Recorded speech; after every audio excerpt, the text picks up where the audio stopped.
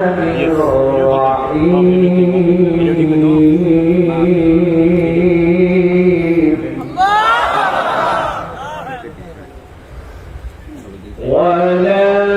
تحسبن الله غافلا عما يعمل الظالمون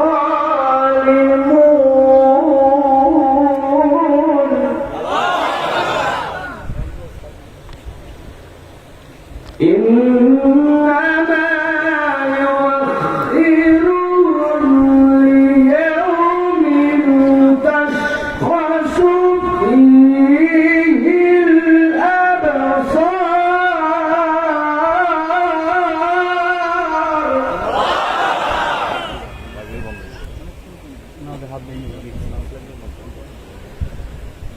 مهطعين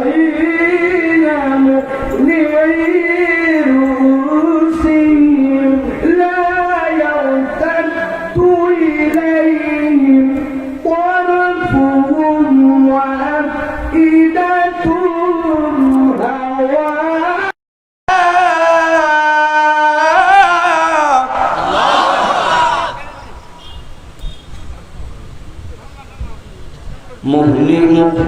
مهطعين مقنعي رؤوسهم لا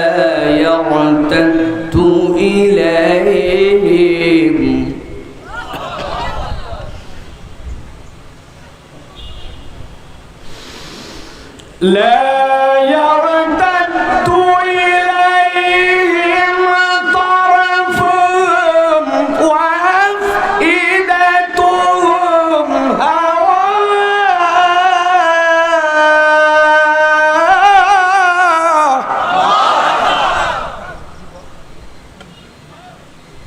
وأفئدتهم هواء وقال الله سبحانه وتعالى إن الله وملائكته يصلون على النبي يا أيها الذين آمنوا صلوا عليه وسلموا تسليما اللهم صل على محمد وعلى آل محمد كما صليت على إبراهيم وعلى آل إبراهيم إنك حميد مجيد اللهم بارك على محمد وعلى آل محمد كما باركت على إبراهيم وعلى آل إبراهيم إنك حميد مجيد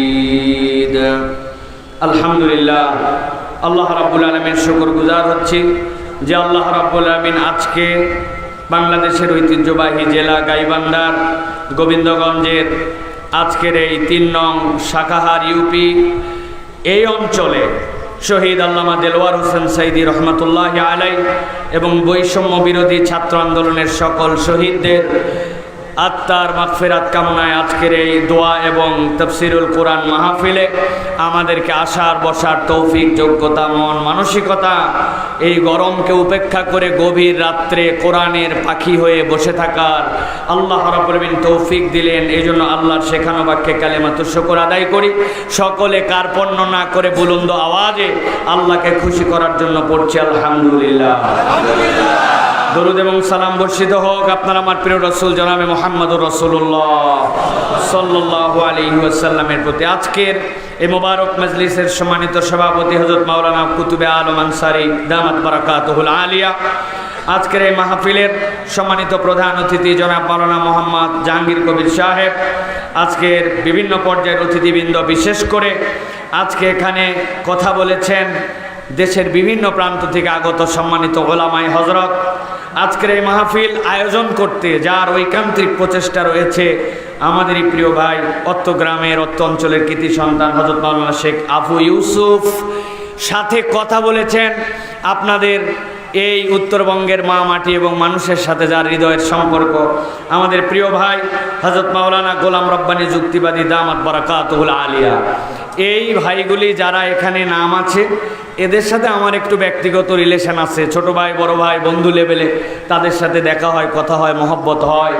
আলহামদুলিল্লাহ আজকে তাদের সাথে তাদের আমন্ত্রণে আজকে এই ভালোবাসা বিনিময়ের আল্লাহ সুযোগ দান করলেন, এই জন্য আমরা আল্লাহর কাছে কৃতজ্ঞ। আলহামদুলিল্লাহ।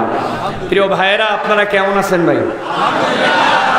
যেইসা গরম, ঘেমে ঘেমে আমরা হালকা বাতাস পাওয়ার পরেও শেষ, আর আপনারা যে নিচে কেমনে কষ্ট করে বসে আছেন, এটা কোরআনের নিরেট মোহব্বত ছাড়া আসলে আসাও সম্ভব নয়, বসাও সম্ভব নয়, ঠিক না? আমি বহু মাহফিলে বলেছি এর আগে যে বাংলাদেশে যেগুলো রাজনৈতিক সমাবেশ হতো, যারা 15 বছর ধরে বিভিন্ন কারণে রাজনৈতিক সমাবেশে লোক সমাগম দেখাতো, এরা প্রত্যেকটা প্রোগ্রামে নিজেদের পকেটের পয়সা খরচ করত, পাবলিকের পিছনে বাস ভাড়া দিত, মাঠের মধ্যে বিরিয়ানির প্যাকেট সাপ্লাই করত, নানান কিছু করার পরেও কখনো তাদের সাথে গণ সংযোগ বা স্বতঃস্ফূর্তভাবে মানুষকে ভর মাঠে পাওয়া যেত না। আর রাত 11টা হলে তো অসম্ভব ব্যাপার, মাইক আলাও চলে যেত, ঠিক না? একমাত্র কোরআনের সাথে সম্পর্ক থাকার কারণে, কোরআনকে ভালোবাসার কারণে এই মানুষেরা কোরআনের মহব্বতে তখনও ছিল, এখনো আছে, ঠিক না? অতএব প্রিয় ভাইয়েরা, কোরআন থেকে মানুষকে বিচ্যুত করা, বিচ্ছিন্ন করা, কোরআনের পক্ষের মানুষকে কষ্ট দিয়ে কোরআন থেকে দূরে সরানো যাবে না। বরং যারা দূরে সরানোর চেষ্টা করেছে, করছে, করবে, যুগে যুগে ভেগেছে, ভাগবে তারা। একমত আপনারা? এরকম নয় নতুন করে এরকম কথা বলতেছে, এরকম নয়। বিগত 15 বছরেও আমরা যেখানেই গেছি আল্লাহর উপর তাওয়াক্কুল করে আমরা সৎ কথা বলার চেষ্টা করেছি। আমরা কোনো দলের দলবাজি চাটুকরিতা আমরা করি নাই। এরকম ভাবেন না নতুন সাইফুল্লাহ এসে এরকম করে কথা বলতেছে, এইভাবেই কথা বলছি আমরা। আজকে অনেকেই এই সাফল্য আসার পরে এটাকে কুক্ষিগত করার চেষ্টা করে, আমরা করেছি, আমরা করেছি। আমরা বলতে চাই, কেউ কেউ সামনে ছিলেন, আমরা কাউকে অস্বীকার করি না। তবে জেনে রাখবেন, এই ময়দানটা যদি এমনি পড়ে থাকতো, হয়তো ফসল উঠাতে পারি নাই, কিন্তু এই ময়দান যদি এমনি পড়ে থাকতো, এখানে আগাছা হইতো, ওই আগাছায় আপনার ফসল আর আসতো না। আমরা ফসল না উঠাতে পারলেও ময়দানকে কখনো আগাছা যুক্ত হতে দেয় নাই। অতএব দেশের আলেম ওলামা, বক্তা, মুফাসসির যারা মাঠে ময়দানে কথা বলেছেন, তাদেরকে ছোট করে দেখলে আপনারা কখনো এদেশের মানুষের কাছে আপন হতে পারবেন না।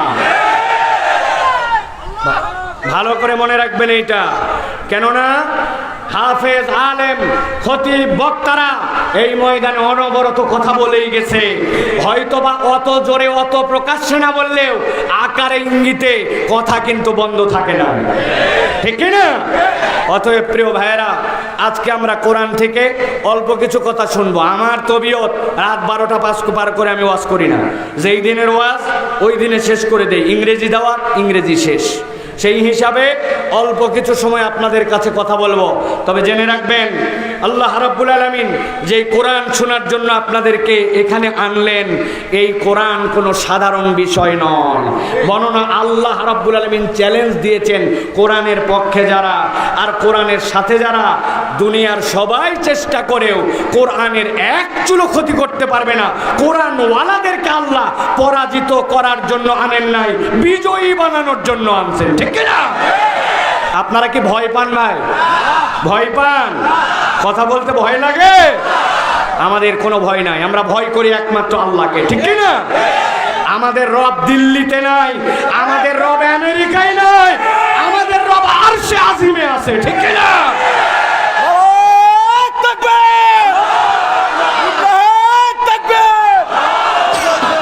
প্রিয় ভাইয়েরা, আল্লাহ রাব্বুল আলামিন কোরআনওয়ালাদেরকে সাহস দিচ্ছেন। দেওয়ার পর আল্লাহ রাব্বুল আলামিন কোরআনুল কারীমের মধ্যে বলছেন, কি বলছেন? আল্লাহ রাব্বুল আলামিন বলছেন, দুনিয়ার মানুষ জেনে রাখো, ঠান্ডা মাথায় আল্লাহর বার্তাটা কিয়ামত পর্যন্ত মুখস্থ রাখো। রব্বুল আলামিন বলছেন, কুল্লা ইনজিতামাতিল ইনসু ওয়াল জিন্নু আলা আন ইয়াতু বিমিসলি হাদাল কুরআন লা ইয়াতুনা বিমিসলিহি ওয়ালাউ কানা বা'দুহুম লিবা'দিন যাহিরা।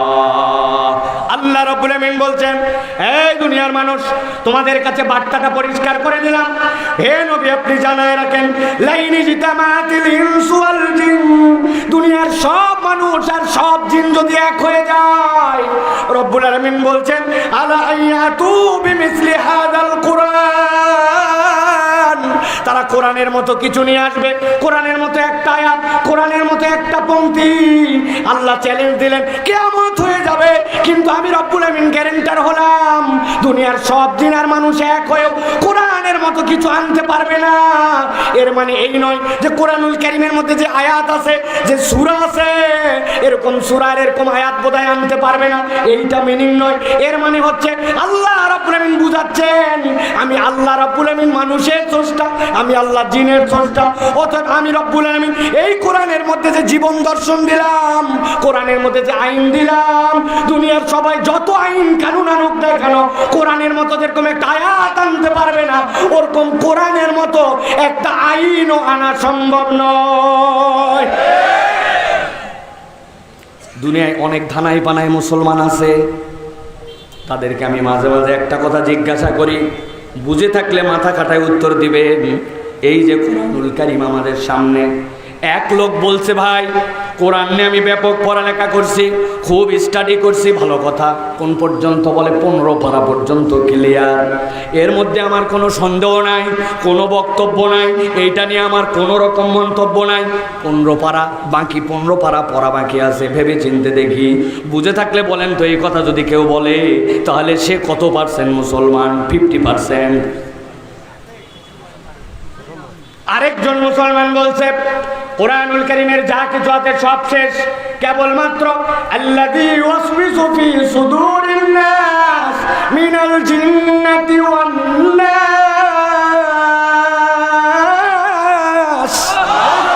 এই দুই আয়াতের ব্যাপারে আমার একটু কথা আছে, 99.99% ব্যাপারে কোনো কথা নাই।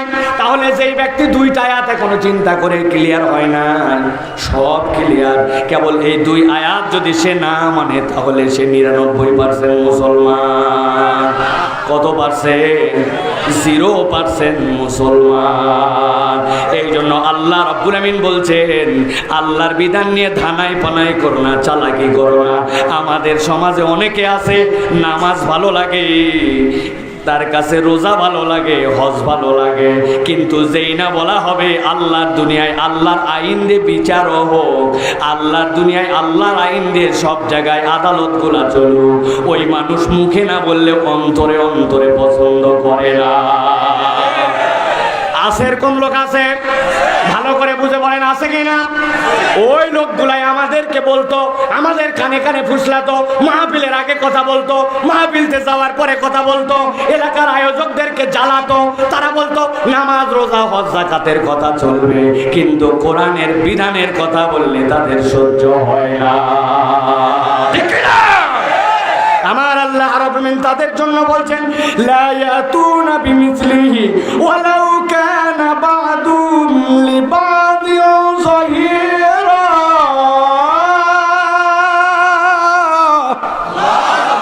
এই দুনিয়ার মানুষ সম্ভব নয়, কিন্তু তারপরেও জিন আর ইনসান সবাই যদি এক হয়ে যায়, আমি রব্বুল আমিন বললাম কোরআনের বিধানের মতো কোনো বিধান আনা সম্ভব নয়।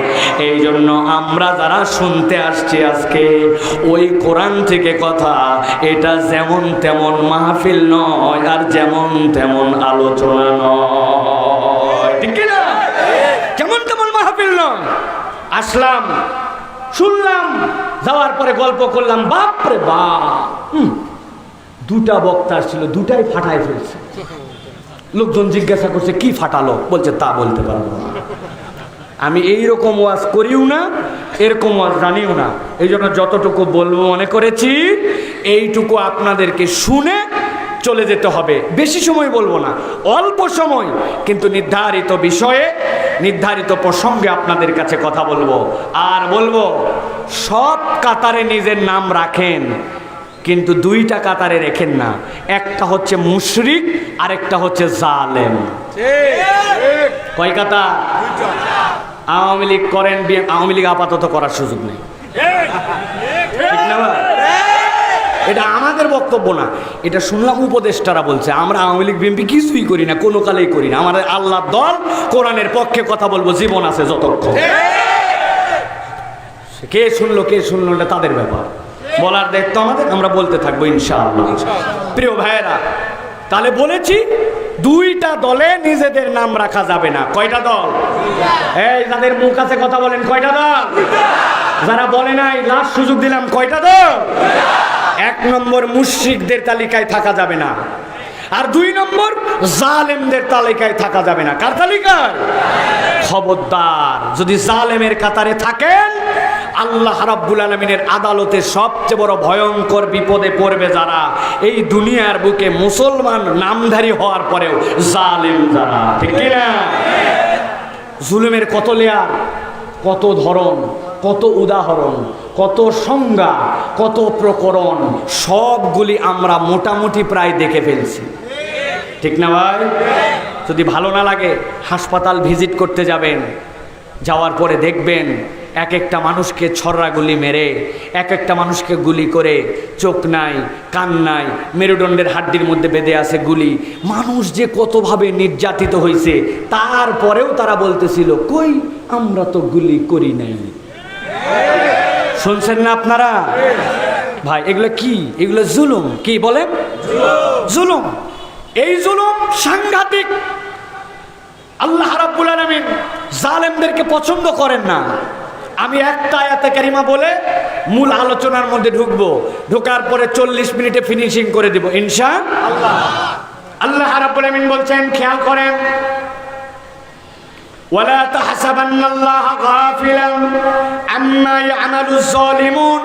আল্লাহ বলছেন, ও আমার হাবিব, ভালো করে আপনার উম্মতকে জানায় রাখেন, আল্লাহ রাব্বুল আলামিনের জন্য নুনের উপরে তাগিদ লাগে না, আল্লাহর জন্য সকিলা লাগে না। কিন্তু আল্লাহ বলছেন, ওয়ালা তাহসাবান্নাল্লাহা গাফিলান আম্মা ইয়ামালুজ জালিমুন। আপনার আল্লাহ জালেমদের ব্যাপারে কখনোই গাফেল নন। দুনিয়াতে আমরা দেখতে পাই অনেক সময়, হুজুর আপনি বলতেছেন রব্বুল আলামিন গাফেল নন, কিন্তু আমি জুলুমের পরে জুলুম দেখে গেলাম, অত্যাচারের পরে অত্যাচার দেখে গেলাম, মানুষকে নির্যাতন করলো, কই আমি তো প্রতিকার দেখলাম না, এক জীবনে আমি খুঁজেও পেলাম না। ও ভাই, আমি আপনাকে বলতে চাই, আপনার দৃষ্টিভঙ্গির প্রশস্ততা কেবলমাত্র একটা প্রাচীর পর্যন্ত অনেক সময় যে থেমে যায়। আপনার ঘরের মধ্যে দিয়ে একটা প্রাচীর দেওয়া, এই পারে আপনি আপনার চোখের এত পাওয়ার, কিন্তু ওই প্রাচীরের ওই পারে আপনি দেখতে পান না। ঠিক কি না? কিন্তু রব্বুল আলামিন বলছেন, বান্দা তোর চোখের প্রশস্ততায় জালেমদের পরিণতি হয়তো তুই দেখতে পাস না, কিন্তু আল্লাহ রব্বুল আলামিন কতকগুলা জালেমের পরিণতি এই দুনিয়াতেই আল্লাহ রব্বুল আলামিন কোনো না কোনো ভাবে দেখায় দেয়। এক অফিসে একজন বস ছিল, বদরাগী মানুষ, কথায় কথায় কর্মচারীদের সাথে দুর্ব্যবহার করত, খারাপ ব্যবহার করত। আমি কোম্পানির মালিক, যা ইচ্ছা তাই বলতে পারি। একদিন ওনার ম্যানেজার একটু দেরি করে অফিসে আসছে, যৌক্তিক কারণ ছিল রাস্তায় জ্যাম, কিন্তু এই বস শার্ট প্যান্ট শুটেড বুটেড ভদ্রলোকের এমন দাপট, সে কিচ্ছু দেখে নাই। ওই অল্প একটু লেট করে আসার কারণে ম্যানেজারের বাপ দাদা 14 গোষ্ঠী তুলে গালাইছে। ম্যানেজারের ভিতরটা জ্বলে পুড়ে শেষ হয়ে যায়, চোখ দিয়ে পানি পড়ার উপক্রম, কিন্তু মুখ দিয়ে কিছু বলতে পারে না, কেননা সে এমন ডিকটেটর, এমন ধরনের বিদায় করে দিবে, পেটের সম্পর্ক আছে, কিন্তু ভিতরে তার দুমরায় মুসরায় খুঁচকায় গেছে। এই ম্যানেজারের এখন রাগ, এই রাগ কোথায় দেখাবে, কোন জায়গায় যায় ফলাবে? আল্লাহর কি কাজ, তার অধীনস্থ যে কর্মচারী, ওই কর্মচারী কোনো একটা কাজে ভুল করছে, আর যাবে কোথায়? এর আগে মালিক তার সাথে যে দুর্ব্যবহার করছে, বাপ দাদা 14 গোষ্ঠী তোলে, ওই ম্যানেজারের অধীনস্থ যে ছিল তার দিছে উচ্চামতো গাল। কর্মচারী চিন্তা করছে অনেক দিনে ভুল ভ্রান্তি করি, কিন্তু আজকে ম্যানেজার এত দুর্ব্যবহার করলো অল্প একটু ভুলের কারণে, ব্যাপার কি? কিন্তু বেচারির কিচ্ছু বলার নাই, বললে ম্যানেজার তাকে চাকরির থেকে বিদায় করে দিতে পারে। ভিতরে জ্বলে পুড়ে গেছে, কিন্তু বলতে পারে নাই। কোথায় বলবে এই কথা, কার কাছেই রাগটা তার উদ্ঘাটন করে দিবে। অফিস শেষ করে যখন যাচ্ছে, যাওয়ার সময় দেখে অফিসের দারোয়ানটা দাঁড়ায় থাকার কথা বসে আছে। আর যাবে কোথায়? ম্যানেজার যে পরিমাণ গালাগালি করেছিল ওই পরিমাণ গালাগালি দিয়ে ওই দারোয়ানের গোষ্ঠী উদ্ধার। দারোয়ান চিন্তা করছে অনেক দিনই তো ভুলভ্রান্তি হয়, কিন্তু এই ঠান্ডা চরিত্রের মানুষটা এত গালি দিল, এত দুর্ব্যবহার করলো, কারণ খুঁজে পায় না, কিন্তু ভিতরে জ্বলে পুড়ে ছাই। কোথায় বলবে এই কথা, এই রাগ কোথায় ছড়ায় দিবে? বাড়িতে গেছে ওই দারোয়ান, যাওয়ার পরে খেতে বসছে, বসার পরে বউ তরকারি বেড়ে দিয়েছে, ওই তরকারির মধ্যে থেকে মুখে ভাত নেবে, ওই ভাতের সাথে গেছে একটা আস্ত কাঁচামরিচ, তরকারির টেস্ট বাড়ানোর জন্য বউ দিছিল, কিন্তু গেছে তার ভুলে গালের নিচে, মাথা টাথা জ্বলা শুরু। ওই যে রাগ ছিল যে তার ওপরস্থ, আর ভিতরে গজ গজ। এখন এই মরিচের রাগ সবগুলা বইয়ের উপরে।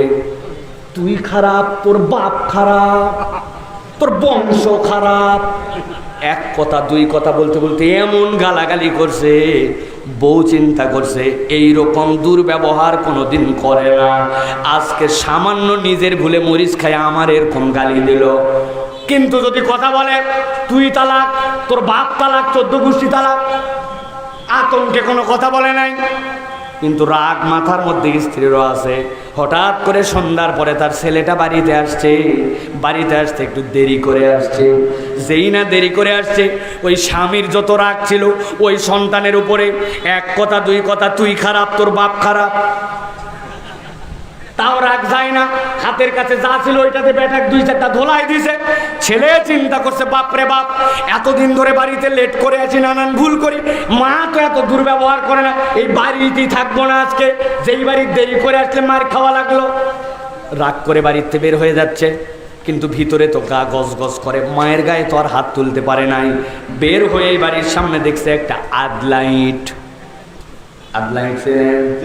ইটের অর্ধেক হাতের মধ্যে তুলে নিছে। নেওয়ার পরে বলছে সামনে যারে পাইছি তারে খাইছি। আল্লাহর কি কাম, তাকায় দেখে রাস্তার ওই পার দিয়ে একটা কুকুর হেঁটে যাচ্ছে, কিন্তু কুকুর উত্তেজিত না, লেজ ডাউন দিয়ে যায়। লেজ যদি উঠায় যায় তাহলে বুঝতে হবে কুকুরের তারা আছে, ডাউন মানে ওই কোনো ক্যাচালের মধ্যে নাই, ঠিক কিনা? কিন্তু এই ছেলের তো ভিতরে রাগ, যাবে কোথায়? দুনিয়ার যত শক্তি হাতে এক করে মায়ের গালিগুলি সব টার্গেট করছে ওই কুকুর, মারছে কুকুরকে আদলা। কুকুর তো শান্তশিষ্ট যাচ্ছিল, কোমর বরাবর লাগছে ঢেল, কুকুরের তো মাথা খারাপ। কুকুর চিন্তা করছে অন্যদিন অপরাধ করে মার খাই, এখানে সেখানে শুঁকি, কিন্তু আজকে কোনো অপরাধ নাই, লেজ ডাউন দিয়ে যাচ্ছে, আমারে মারলো। শিশুর কাটে দৌড়, যারে পাইছি তারে কামড়াইছি, কোনো কথা নাই। সামনে যায় একটারে পাইছে শার্ট প্যান্টওয়ালা, দিছে ইচ্ছা মতো কামড়। অন্যদিন কামড় দিয়ে ছাড়ে দেয়, আজকে ছাড়ে না। ওই লোকের চিল্লা চিল্লিতে লোকজন আসছে, পিটায়া পাটায় কুত্তা বিদায়। এরপরে বলছে ভাই আপনার পরিচয় কি? হাসপাতালে তো নিয়ে যাওয়া লাগবে। আমাকে চিনো না? ওই যে বড় অফিস, ওই অফিসের মালিক, ওই যে শার্ট প্যান্ট পরা ভদ্রলোক। আপনি সব সময় আপনার হিসাব দিয়ে বিচার মিলাতে পারবেন না, রব্বুল আলামিন অনেক সময় হিসাব বরাবর করে দেয়। বহুভাবে জালেমকে বিদায় করানোর জন্য চেষ্টা করা হয়েছে, অনেক ফিকির অনেকে করছে, কিন্তু আল্লাহ রাব্বুল আলামিন কয়টা পোলাপানকে দিয়া মামুর বাড়ি, কথা ঠিক কিনা? আমার আল্লাহ রাব্বুল আলামিন বলছেন ওয়ালা তাহসাবান্নাল্লাহ গাফিলান আম্মা ইয়ামালুস সালিমুন।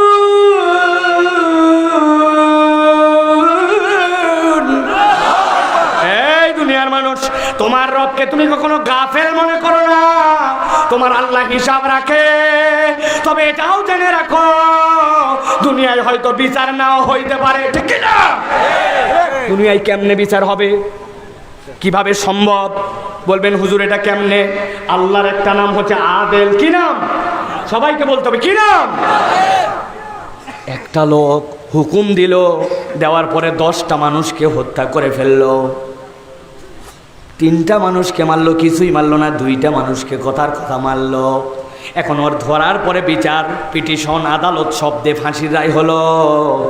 আমার মারছে চাচাকে, উনার মারছে খালুকে। আদালতে যাওয়ার পরে আমি খবর পাইছি আমার চাচা মারার জন্য এই লোকের রাত 12টা 1 মিনিটে ফাঁসি। খুশিতে বাকবাকম আমি নাই, বিচার পেয়ে গেছি। খবর পাওয়ার পরে ও বলতেছে আপনার চাচা মারছে, ন্যায় বিচার পালেন, ওর ফাঁসি হবে, কিন্তু আমার খালু মারছিল, তার বিচার কি হবে? আদালতে গেছে, কোনো রকম কৌশলে যাওয়া কঠিন। বিচারককে যদি বলে বিচারক আপনি রায় দেওয়ার পরে, উনি বলছে ওনার চাচার হত্যার বিচার পাইছে, আমার খালুর বিচার করা লাগবে। বুঝে থাকলে মাথা খাটায় বলেন, ওই যে পিছনে সবুজ গেন্দি দাঁড়ায় আছেন আপনারা সহ, যদি বিচারককে বলে চাচা হত্যার বিচার পাইছে, খালু হত্যার বিচার করা লাগবে, এক মৃত্যুদণ্ডপ্রাপ্ত আসামিকে কি 2 বার ফাঁসি দেওয়ার সুযোগ আছে? কথা বলতে হবে, আছে?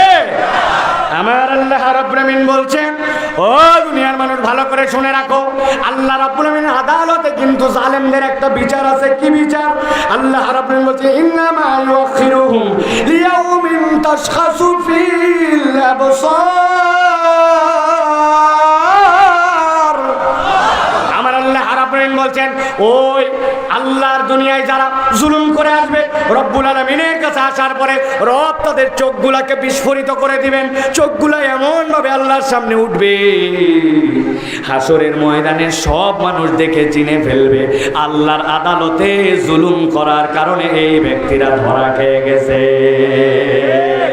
রব্বুল আলামিন বলছেন এইটুকুই শেষ নয়, ওই মানুষগুলোর যখন চোখ বিস্ফোরিত হয়ে থাকবে, আল্লাহ বলছেন তাদের জন্য আরেকটা শাস্তি থাকবে। আল্লাহ বলছেন, মুহতিনা মুকনিরুসিন লা ইয়ারতাদু ইলাইহিম তারফুহুম ওয়া আফিদাতুহুম হাওয়া। আমার আল্লাহ রাব্বুল আলামিন বলছেন, ওই মানুষগুলাকে নিয়ে আসার পরে মুহতিনা মুকনিরুসিম, একটা ফেরেশতা আসবে, ঘাড়ের মধ্যে এরকম করে বাড়ি দিবে, মাথাটা সাথে সাথে এরকম করে ফিক্সড হয়ে যাবে। লা ইয়ারতাদু ইলাইহিম তারফুহুম, ডানের দিকেও ফিরতে পারবে না, বামের দিকেও ফিরতে পারবে না। আল্লাহ বলছেন এটা তাদের দ্বিতীয় শাস্তি, জাহান্নাম কিন্তু এখনো হয় না। এরপরে আল্লাহ বলছেন, ওয়া আফইদাতুহুম হাওয়া, সবচেয়ে বড় তাদের শাস্তি হবে তাদের অন্তরকে আল্লাহ রাব্বুল আলামিন ওই দিন হতাশ বানায়া দিবে। নাউযুবিল্লাহ। অনেক তরুণেরা, অনেক যুবকেরা চিন্তা করছে, সকাল সন্ধ্যায় তো আমরা হতাশ হই, ওই দিন জালেমদেরকে হতাশ বানায় এমন কি সমস্যা? তাই না? ওই যে একজনের সাথে যারা আপনার খাতির, উনি যদি একদিন ফোন না ধরে এত মাথায় খারাপ, ঠিক না ভাই? আছে না আপনাদের অনেকে? আহা, এত ভালো এলাকা এটা ভাই, ভালো করে বোঝেন। ওয়াফিরাতুম হাওয়া মানে কি? অন্তরের মধ্যে রব্বুল আমিন ওই দিন হতাশা ঢুকায় দিবেন। এর মানে কি? মুফাসসিররা ব্যাখ্যা করছেন, কিয়ামতের ময়দানে আল্লাহ রাব্বুল আলামিন যখন হাসরের ময়দান কায়েম করে দিবেন, আল্লাহ রাব্বুল আলামিনের বান্দাগণ আদম আলাইহিস সালাম থেকে ঘুরতে ঘুরতে ঈসা আলাইহিস সালাম পর্যন্ত আসবেন, কিন্তু কেউ আল্লাহর সামনে দাঁড়ানোর সাহস করবেন না। মুহাম্মাদুর রাসূলুল্লাহ সাল্লাল্লাহু আলাইহি সাল্লাম আল্লাহর আরশে আজিমের সামনে সিজদায় পড়ে যাবেন। এরপরে এমন হামদ করবেন, এমন সানা করবেন, আল্লাহ রাব্বুল আলামিন নবীজিকে বলবেন, ইরফা রাসাকা ইয়া হাবিবি, আপনি আপনার মাথা উত্তোলন করেন। এরপর আল্লাহ নবীকে বলা হবে, আপনি শাফাত করেন। আপনি যার পক্ষে শাফাত করবেন, সে তার শাফাতকে আল্লাহ রাব্বুল আলামিন কবুল করে নেবেন। আল্লাহ নবী সাল্লাল্লাহু আলাইহি সাল্লাম উম্মতের প্রত্যেকটা মানুষের জন্য শাফাত করতে শুরু করবেন। ওই মানুষগুলোকে আল্লাহ রাব্বুল আলামিন কবুলও করবেন। কিন্তু এক শ্রেণীর মানুষ যারা দুনিয়ার বুকে জুলুম করে গেছে, রব্বুল আলামিন তাদেরকে উম্মতের তালিকা থেকে বের করে দিবেন। ওদের সামনে নবীর শাফাত আসবে না, জাহান্নাম থেকে কোনোদিন ওই বান্দাগুলো আর বের হতে পারবে না। কি অপরাধ! আল্লাহ বলছেন, খবরদার খবরদার জুলুম করো না। প্রিয় ভাইয়েরা, এই জন্য জালেমের কাতারে নিজের নাম রাখা যাবে। আমরা সরকারের সমালোচনা করলে, উপরে সমালোচনা করলে মজা পাই, কিন্তু একটু হিসাব করলে দেখতে পাবো কম বেশি আমরা মুসলমানরা প্রত্যেকেই জালেম। কবে বাপ মরে গেছে, বনের জমি দেয় নাই, এই মাঠে এরকম প্লেয়ার নাই না? আহা, কতদিন বন ঘুরলো, জমি দিল না। এখন পর্যন্ত বাপ হয়ে দুই ছেলের মধ্যে ইনসাফ করে নাই। একটুখানি পাওয়ার স্বার্থের কারণে বাউন্ডারি ওয়ালটা ঠেলে বের করে দিছে, সানসেটটা তুলে দিছে, পাওয়ার দেখায় ড্রেনটা করতে দেয় নাই। কত ধরনের জুলুম এই দুনিয়ার বুকে আমরা করি, তার কোনো ইয়াত্তা নাই, ঠিক কি না? আপন সন্তানের সাথে বাপ মা পর্যন্ত জুলুম করে। অতএব খালি জুলুম বলতে উপরেরটা বুঝেন না, জুলুমের নিচেরও লেয়ার আছে। সব ধরনের জুলুম থেকে আমাদেরকে বেঁচে থাকতে হবে। আল্লাহ যেন তৌফিক দেন, বলেন আল্লাহুম্মা আমিন। আমি প্রিয় ভাইয়েরা, সংক্ষিপ্ত সময়ে আপনাদের কাছে যে প্রসঙ্গে কথা বলতে চাই সেটি হচ্ছে, আমরা এখানে স্বীকার করেছি আমরা কোরআনের মাহফিলে এসেছি, কোরআন আমাদের জন্য গুরুত্বপূর্ণ, কোরআনের কোনো তুলনা নাই, এটা স্বীকার করি তো ভাই? আচ্ছা আপনারা বলেন তো, বিরক্ত হচ্ছেন না তো আপনারা? আলহামদুলিল্লাহ। যে গরম, অনেকেই খেয়ে আসেন নাই, আমরা দ্রুত শেষ করে দেওয়ার চেষ্টা করব। আমি খুব সংক্ষিপ্ত সময়ে একটা কথা আপনাদের অন্তরে আজকে ঢুকায় দিয়ে চলে যেতে চাই। সেটি হচ্ছে, কোরআন লাগবে, কোরআন মানতে হবে, কোরআন আমাদের জরুরি, সবাই জানি। কিন্তু আজকে আমরা একাডেমিক্যালি আপনাদের কাছে প্রুফ করতে চাই যে মানব জীবনে কোরআনের সাথে সম্পৃক্ততার 5টি প্রয়োজন আছে, যেই 5টি প্রয়োজন অন্য কেউ মিটাতে পারে না। আমরা এই 5টা প্রয়োজনের কথা শুনবো, আমল করার নিয়ত করব এবং চলে যাব ইনশাআল্লাহ। এখন মুখ দিয়ে উচ্চারণ করে বলতে হবে, কোরআনের সাথে সম্পৃক্ততার মানব জীবনের ন্যূনতম প্রয়োজন কয়টা? হয় না, সকলকে বলতে হবে কয়টা। হাতগুলা নামান, যখন বলবো কয়টা তখন ওই যে আমার দুই ভাই পুকুরের পারে, হ্যাঁ, হাত নামায়া এরকম করে তুলে বলতে হবে 5টা। ন্যূনতম কোরআনের সাথে সম্পৃক্ততার প্রয়োজন কয়টা? দেখেন তো কোন হাতগুলা ওঠে নাই, আরেকটা চান্স দিলাম, নামান নামান নামান, এবার একসাথে একবার, কয়টা? ওই যে পিছনে সাদা গেঞ্জি ওই তোলে নাই, আমি দেখতে পাইছি কিন্তু ভাই, চোখ সাংঘাতিক। হাত তুলছেন সবাই, এবার হাত নামান। এটা কেন করতেছি ভাই? অনেকক্ষণ বসে আছি না, অনেক কথা শুনছি, আমাদের যেন এই কথাগুলি বাড়িতে যায়, এই জন্য আপনাদেরকে এই কষ্টটা দিচ্ছি, যাতে করে এইটা আপনি বুঝতে পারেন যে আলোচনার আপনিও একটা পার্ট। আমি এই আলোচনাটা করতে সর্বোচ্চ হয়তোবা 30 মিনিট লাগতে পারে। আপনারা আসেন ইনশাআল্লাহ? কারা কারা আছে দুই হাত একটু উঁচু করে দেখায়। থামেন থামেন, দুই হাত উঁচু করেন, শক্ত করে তুলতে হবে। তুলছেন? এবার ডানে বামে তাকায় দেখেন কারা কারা উঠাতে পারে নাই, দেখেন একটু, দেখেন, তাকায় দেখেন। হাত সোজা করা ভাই। আচ্ছা, গাইবান্ধায় হাত সোজা করা মানে এরকম? এরকম না, সোজা করা। মাথাটা একটু টান দেন, পিছন দিকে একটু ঝুল দেন দেখি। এবার ডানে বামে একটু নড়াচড়া দেন, বডি বডি ডানে বামে নড়ান, হাতটা সোজা করেন, সোজা সোজা করছেন সবাই? সোজা করছেন? এবার একটু হাত বন্ধ করেন আর খুলেন, দেখি কেমন লাগে। করছেন? এবার একটু ডানে বামে দেখেন, কোনো মুরব্বী হাত তুলতে না পারলে হাতটা ধরে সোজা করে দেন। দিছেন সবাই? সোজা করছেন? শক্ত করছেন সবাই? এবার হাতটা বুক বরাবর নেন, এই বরাবর, হাত নামাবেন না। এবার আমরা একটা তাকবীর দিব, এই তাকবীরের ধ্বনি দিয়ে আকাশ বাতাস মুখরিত করে আমরা আলোচনায় ঢুকবো। আমি যখন লিল্লাহে তাকবীর বলবো, হাত দুটো উপর দিকে ছুঁড়ে দিয়ে আল্লাহু আকবার বলতে হবে। পারবেন ইনশাআল্লাহ? উপরে না এদিকে? উপরে এদিক মারা যাবে না, উপর দিকে দিতে হবে। পারবেন ইনশাআল্লাহ? যারা যারা পারবেন না তারা গলাটা একটু পরিষ্কার করে নেন। পারবেন না? যারা পারবেন তারা একটু গলাটা পরিষ্কার করেন। করছেন? আকাশ বাতাস মুখরিত করে আজকে আমরা তাকবীর দিতে চাই। পারবো ইনশাআল্লাহ? দেখে একটা তাকবীর দেন। লিল্লাহে তাকবীর, লিল্লাহে তাকবীর। আল কোরআনের আলো, আল হাদিসের আলো, তোমার নেতা আমার নেতা, তোমার নেতা আমার নেতা, লিল্লাহে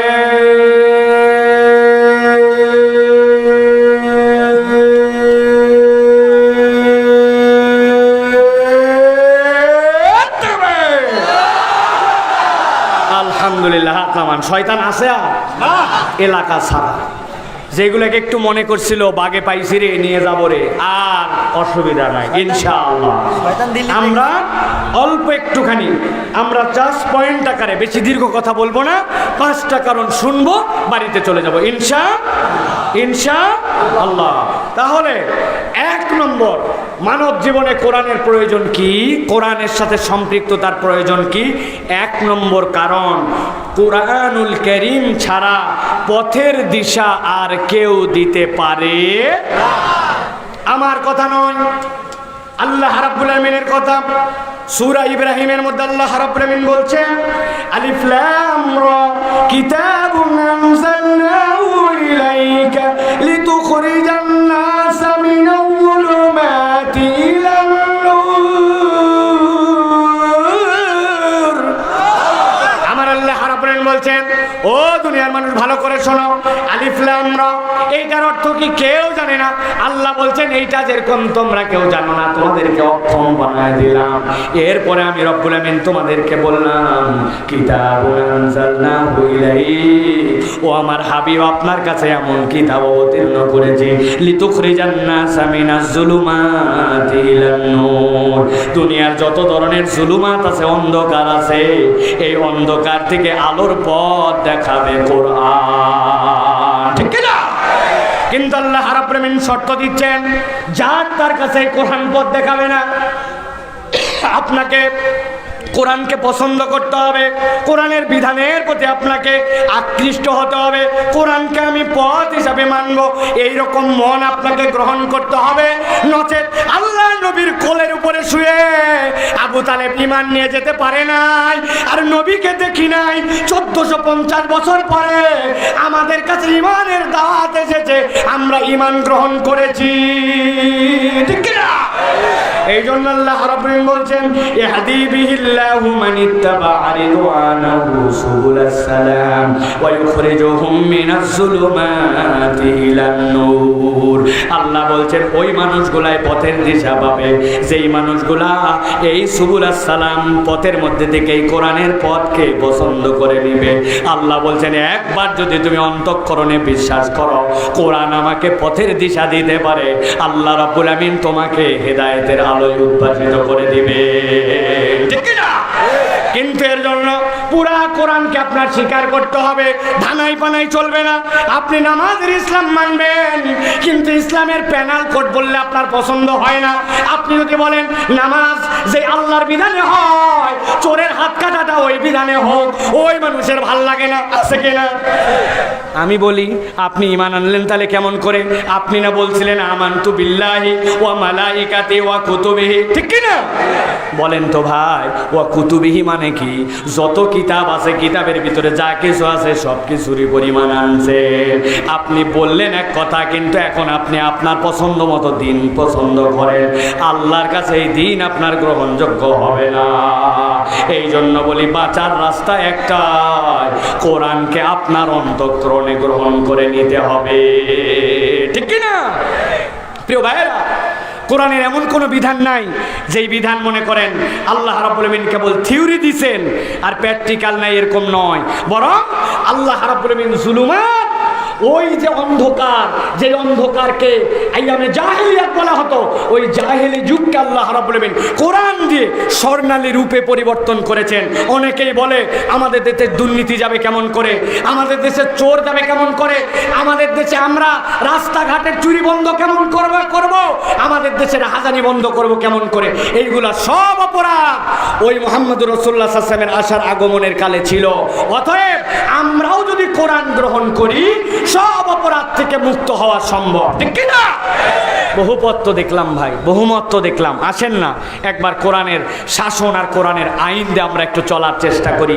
আমি বলি, ও মুরব্বি, আপনারা কখনো দেখছেন যে আপনাদের মাঠের জমির মধ্যে হঠাৎ করে একটা প্লট, ওই প্লটের মধ্যে একটা সাইনবোর্ড দেওয়া, এটি প্রদর্শনী প্লট, নতুন কোনো একটা ধান, নতুন কোনো একটা জাত, ওইটা যেন আপামর মানুষের কাছে দিয়ে ক্ষতিগ্রস্ত না হয়, ওই জন্য দেখানোর জন্য নতুন জাত আসলে একটা প্লট নির্বাচন করে ওর মধ্যে লাগানো হয়, হয় না ভাই?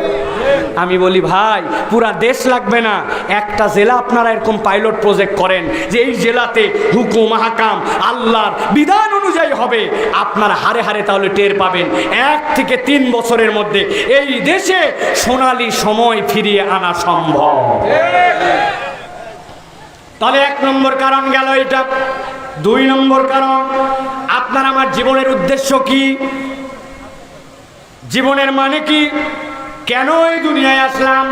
জীবনের উদ্দেশ্য আমরা ঠিক মতো যদি পরিষ্কার না হই, তাহলে দুনিয়ার অনেক উন্নত দেশে যে দেখেছি জীবনের উদ্দেশ্য বুঝতে না পারার কারণে ওই মানুষেরা আত্মহত্যা প্রবণ। বাংলাদেশে যত গাড়ি চলে এর 80% গাড়ি চলে জাপানের তৈরি। আমি জাপানে গেছি, টোকিও থেকে শুরু করে নিয়ে সেই ওসাকা পর্যন্ত গেছি, হাজার হাজার কিলোমিটার।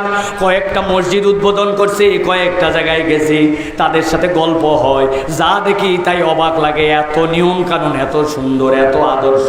কিন্তু ওই মানুষরা আমার কাছে বলছে হুজুর এত সুন্দর নিয়ম, এত প্রযুক্তির উৎকর্ষ, আর একটা বাথরুমের মধ্যেও যদি বসেন কোমরটা পর্যন্ত প্রযুক্তিতে ভরপুর, হাত দেওয়া লাগবে না। গরমকালে ফ্ল্যাট বারটা শীত হয়ে থাকবে, শীতের দিনে গরম হয়ে থাকবে, আপনি বসার পরে আপনার শরীরের টেম্পারেচার কত ওইটা বুঝে সে কুল বাড়াবে কি হট বাড়াবে, এইটা পর্যন্ত এক বাথরুমের প্রযুক্তি তাদের এইরকম, এত প্রযুক্তি। কিন্তু তারা বলছে হুজুর এই জাপানে সবচেয়ে বেশি কিসের হার জানেন না? বলে সবচেয়ে বেশি মানুষ আত্মহত্যা করে। নির্ধারিত একটা বয়সে যাওয়ার পরে তারা জীবনের আর মূল্য খুঁজে পায় না। অতএব উন্নত জীবন, আধুনিক জীবন, অনেক টাকা পয়সা, এটাই কেবল জীবনের উদ্দেশ্য নয়। আপনি যদি জীবনের প্রকৃত উদ্দেশ্য জানতে চান, কোরআনের কাছে আপনাকে আসা লাগবে। আল্লাহ রাব্বুল আলামিন বলছেন, আমার কথা নয়, আল্লাযী খালাকাল মাউতা ওয়াল হায়াতা লিয়াবলুয়াকুম আইয়ুকুম আহসানু আমালা।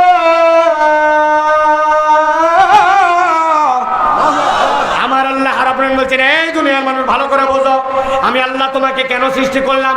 এই আয়াত শুনছেন কিন্তু এর আগে এইভাবে বুঝেন নাই, ভালো করে বোঝেন। আল্লাহ বলছেন আল্লাযী খালাকাল মাউতা ওয়াল হায়াতা, আল্লাহ বলছেন আগে আমি মৃত্যুর কথা বললাম। জীবিত থেকে অনেকে অনেককে মেরে ফেলতে পারে, কিন্তু মরা থেকে জীবন দেওয়া এত সোজা নয়। ভেবে দেখেন নাই, আপনি মাঠের মধ্যে ধান লাগানোর জন্য ছোট্ট একটু বীজতলা বানাইছেন, আপনাদের এলাকায় বলে বিছন। এর বাইরে কথা বলেন, বিছন চিনেন আপনারা? 10 কেজি ধান আগের রাত্রে, গভীর মনোযোগে শোনেন, আগের রাত্রে ভিজায় রেখে নরম মাটি রেডি করছেন, বীজতলায় নতুন করে ধান লাগাবের জন্য ভালো 1 নম্বর বীজ ছিটায় দিয়েছেন। ছিটায় দেওয়ার পরে দেখছেন বাপরে বাপ, মাঠ তো বীজে ভরে গেল। কিন্তু কখনো ভেবে দেখেন নাই বীজের যেদিক সেদিক দিয়ে কুশি, আর যেদিক সেদিক দিয়ে শিকড় বের হয় না। কুশি বের হওয়ার একটা দিক আছে, শিকড় বের হওয়ার একটা দিক আছে, ঠিক কিনা? কিন্তু আপনি যখন ছিটিয়েছিলেন 95 ভাগ আপনি ভুল ছিটাইছেন, কোনোটা চিত করে ফেলাইছেন, কোনোটা উপর করে ফেলাইছেন, কোনোটা একটার উপর আরেকটা উঠেছিল, 95 ভাগ এরকম ছিল। কিন্তু রাতটা পার হতে দেরি, পরের দিন সকালবেলা যেয়ে দেখেন সবগুলার মাথা উপর দিকে উঠে গেল। আপনি একবার ভেবে দেখেন নাই, এই মরা জীবন থেকে আবার জিন্দা করলো যিনি, এই মেকানিজমটা যিনি করলো তিনি আল্লাহ। আল্লাহ রাব্বুল আলামিন বলছেন, গভীর মনোযোগে বোঝেন, আল্লাযী খালাকাল মাউতা ওয়াল হায়াতা লিয়াবলুয়াকুম, পরীক্ষা করার জন্য। কি পরীক্ষা? আইয়ুকুম আহসানু আমালা, তোমাদের মধ্যে উত্তম আমলটা কে করতে পারে। কথা সহজ, কিন্তু আল্লাহ রাব্বুল আলামিন এই জায়গায় যদি একটা শব্দ পরিবর্তন করে দিতেন বিপদের বাজার হয়ে যেত। আল্লাহ যদি বলতেন আইয়ুকুম আকমালু আমালা, তোমাদের মধ্যে তোমার আমলটা কে পূর্ণ করেছে এইটা দেখার জন্য আল্লাহ সৃষ্টি করছেন, তাইলে আমাদের থেকে বড় বিপদে আর কেউ পড়তো না।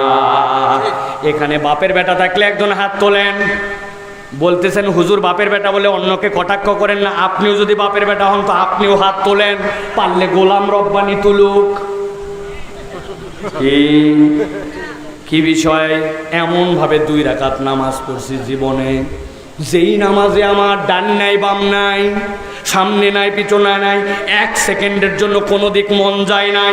আমি এমন নামাজ পড়ছি 2 রাকাত। তোলেন হাত তোলেন। নামাজ আল্লাহ আলহামদুলিল্লাহ রাব্বিল আলামিন। বউ যে কথা বললো আজকে বাড়ির মালিক মেদিনী একখানা বোধ এখানে খালি একবার যাই বুঝামনি কেমন বেটি নামাজের মধ্যে আছি। ওয়ালিল মাগদুবি আলাইহিম ওয়ালাদ-দাল্লিন বিসমিল্লাহির রহমানির রহিম কুল হুয়াল্লাহু আহাদ। দোকানের যে ম্যানেজারের দিয়ে আসলাম, চাবি দিছি না ডয়ের দেয়নি, আল্লাহু সামাদ লাম ইয়ালিদ ওয়ালাম ইউলাদ, তাড়াতাড়ি শেষ কর। কি ভাই, আমি যতটুক জানি ততটুক বললাম, আপনাদের আরো কথা আছে। একবার যদি খালি পকেটের মধ্যে মোবাইলে মিস কল মারে নামাজের মধ্যে, কে বান কল দিল, লিলাফি কুরাইশ, মনে হয় ম্যানেজারই হতে পারে। লিলাফি লিলাফা সেটাই আছে না বাবা। যদি আবার আব্বা কল দেয় আরেক মুসিবত। কত চিন্তা আপনার আমার। 2 রাকাত নামাজ যদি আল্লাহ বলতেন আকমালু আমালা, এমনভাবে আমার কাছে আনবি যেইভাবে নামাজ যদি আনিস, তাহলে ওই নামাজটা তোর এমন হবে যেই নামাজের কারণে আল্লাহর কাছে বলতে পারবি এটা পূর্ণ নামাজ, আমাদের আটকার জন্য আর কিছু লাগতো না। যদি বলতো এমনভাবে তোয়াব করছো, এমনভাবে সাই করছো, বলো যেটা তোমার পূর্ণ, আমাদের বিপদের শেষ থাকতো না। ও ভাই রে, মন দিয়ে কথাগুলা বোঝেন। আল্লাহ বলছেন বান্দা তোর জীবনের উদ্দেশ্য বুঝাতে চাই আমি আল্লাহ। আল্লাহ রাব্বুল আলামিন বলছেন আমি এইগুলা বলি নাই লিয়াবলুয়াকুম আইয়ুকুম আহসানু আমালা, আমার কোন বান্দা সর্বোত্তম চেষ্টা করছে, আমি ওই বান্দার এই পরীক্ষার জন্য পাঠাইছি। আমার বান্দার মন চলে গেছিল, আবার ঘুরাই আনছে আল্লাহ। নামাজের মধ্যেই চিন্তা করা উচিত না, ভুল করে ফেলছি। এর করতে করতে থিতাতে থিতাতে 5 বার মন গেছে আনছে, মন গেছে আনছে, কিন্তু নামাজটা বাদ দেয় নাই। আল্লাহ বলছেন উত্তম চেষ্টা যে করেছে আমি রব তার চেষ্টাটাকেই কবুল করে নিব। এই উদ্দেশ্যটা আল্লাহ রাব্বুল আলামিন ছাড়া, কোরআন ছাড়া আর কেউ আপনাকে বুঝাবে না, ঠিক কি না? দুনিয়ায় সবাই বলে পারফেকশনিস্ট হও, 100 হও, ঠিক কি না? আবার অতি 100 হও দোষ। এক গ্রামে এক মহিলা ছিল, গল্প শুনছেন না? যেই মহিলার বিয়ে ঠিক হয় ও দেখায় দাদি চলবে, করছে সব ঠিক আছে, নাক ভালো না। এরপর একটা নাক নিয়ে 1 নম্বর, সব ঠিক বলছে দাদি, বলছে কান দুটা ছোট ছোট, বহুত মুশকিল, যাই হোক একটা খুদ ধরে। এরপরে একটা মহিলা আনছে, নাক কান চোখ চুল সব সুন্দর। বলছে দাদি এবার বলো।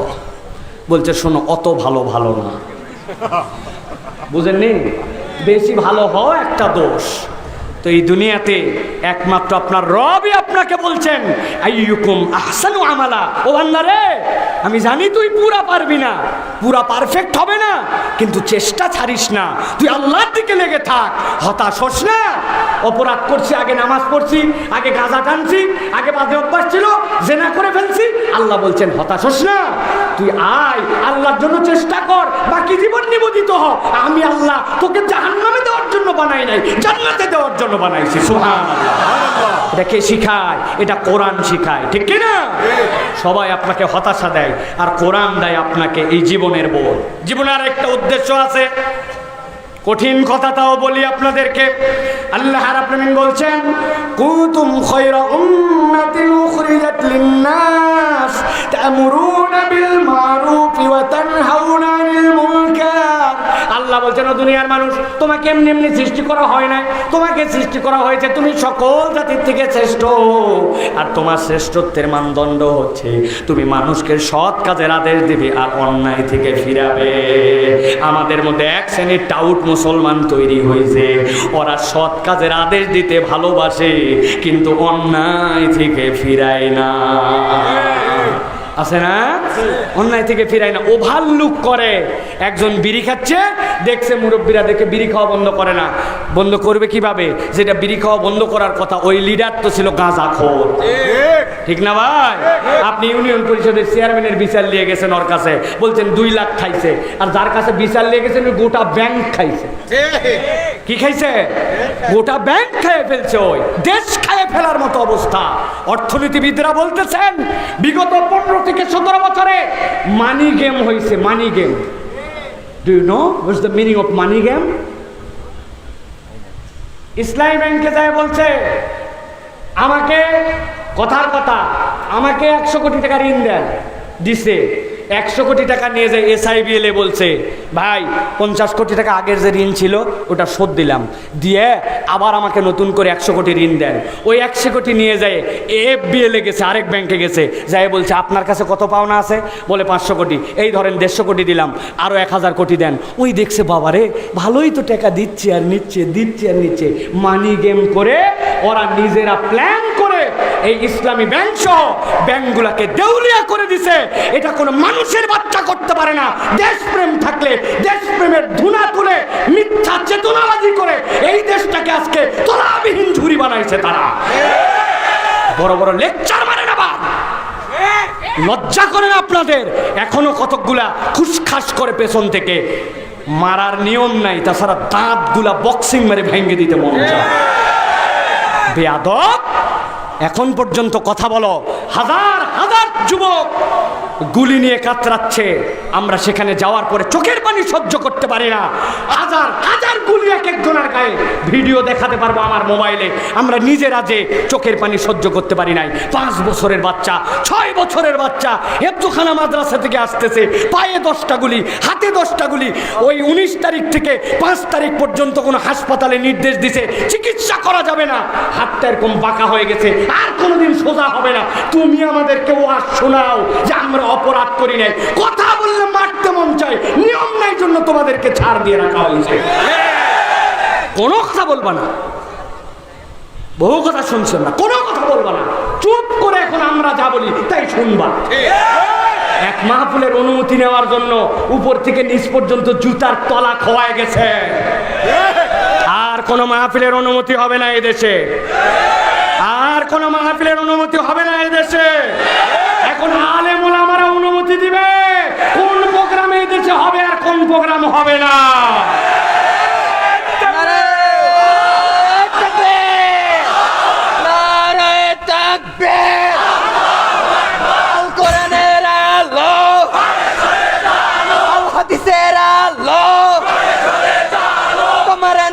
আমার নেতা সব সমস্যার সমাধান।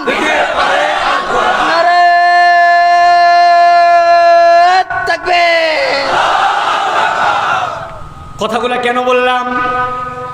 কুনতুম খায়রা উম্মাহ, আপনি আমি উত্তম উম্মত। আমার একটা কাজ হচ্ছে আমি সৎ কাজের আদেশ দেব, অন্যায় থেকে ফিরাবো।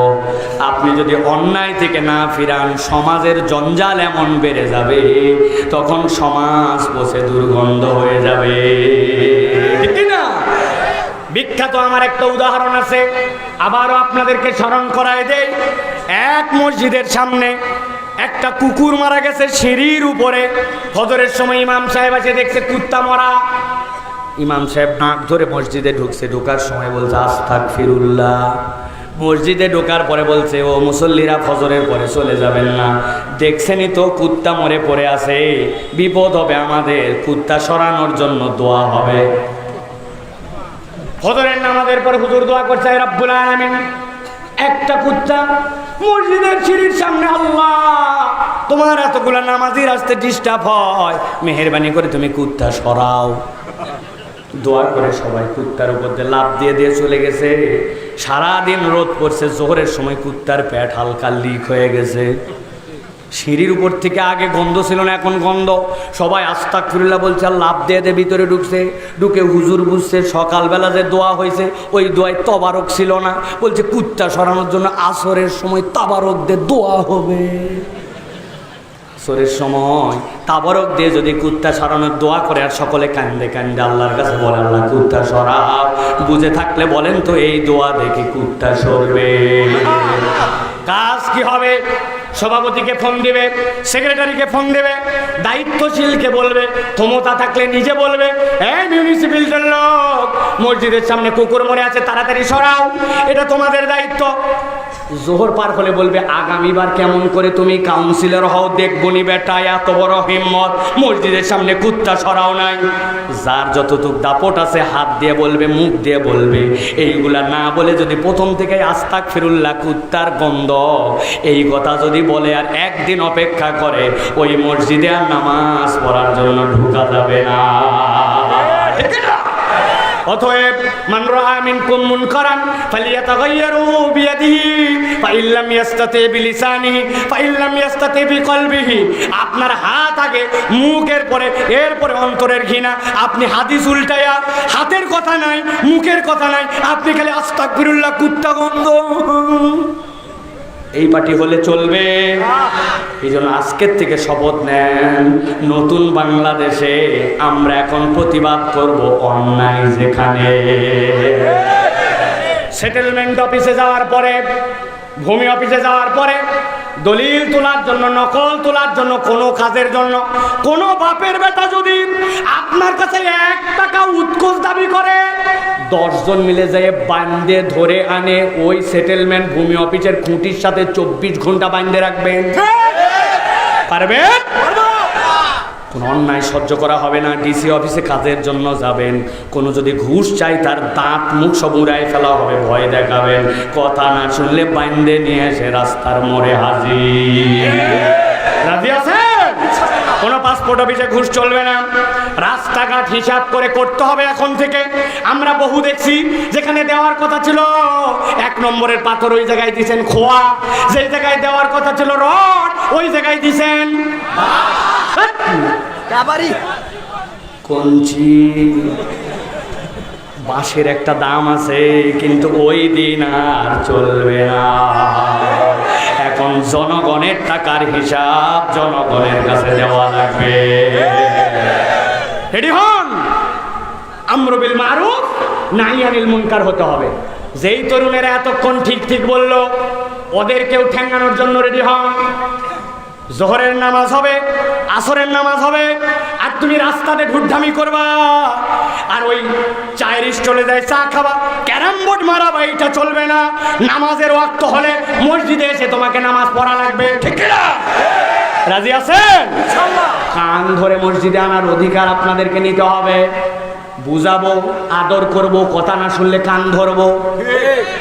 কানগুলা দিয়ে দাও, মুরব্বীদের দিয়ে দাও যে বাবা নিয়ে যায়েন তো আমাদেরকে। আর মুরব্বীদেরকেও বলবো, এত মেজাজি হয়েন না, বাচ্চা কাচ্চাকে একটু আদর করে। অনেক মুরব্বী আছে, গোলাম রব্বানি শোনো ভাই, ওই মুরব্বীর জন্য মসজিদে মুসল্লি যায় না, ছোট বাচ্চা কাচ্চা যায় না। একদিন অজু করে তাড়াতাড়ি দৌড়াদৌড়ি করে হি হি করতে করতে 2 বন্ধু একটু ঢুকছে, মুরব্বীর নামাজে ডিস্টার্ব। মুরব্বী শেষ বৈঠকে আছে, আত্তাহিয়াতুলিল্লাহি ওয়াস সালাতু, কার বেটা হতে পারে রে এটা? আসসালামু আলাইকা আইয়ুহান নবী, তাড়াতাড়ি খালি নামাজ শেষ হতে দেখাচ্ছি। আল্লাহুম্মা সাল্লি আলা মুহাম্মদ ওয়া আলা মুহাম্মদ, তাড়াতাড়ি করে গিয়ার দিয়ে পড়ে যে খালি শেষ হোক। হুজুর আজকে আবার কেমবা বড় বড় দোয়া পড়ছেন, সে আসসালামু আলাইকুম রাহমাতুল্লাহ, আসসালামু আলাইকুম, কার বেটা রে? এমন ঝাড়ি দেওয়া দিছে, ওই ছেলে মসজিদে আসায় বাদ দিছে। এরকম কিছু করার স্বভাবের মুরব্বী আছে কিনা? আছে। আর একটু আসতে বলেন, আছে কি? কেন ভাই, কি সমস্যা?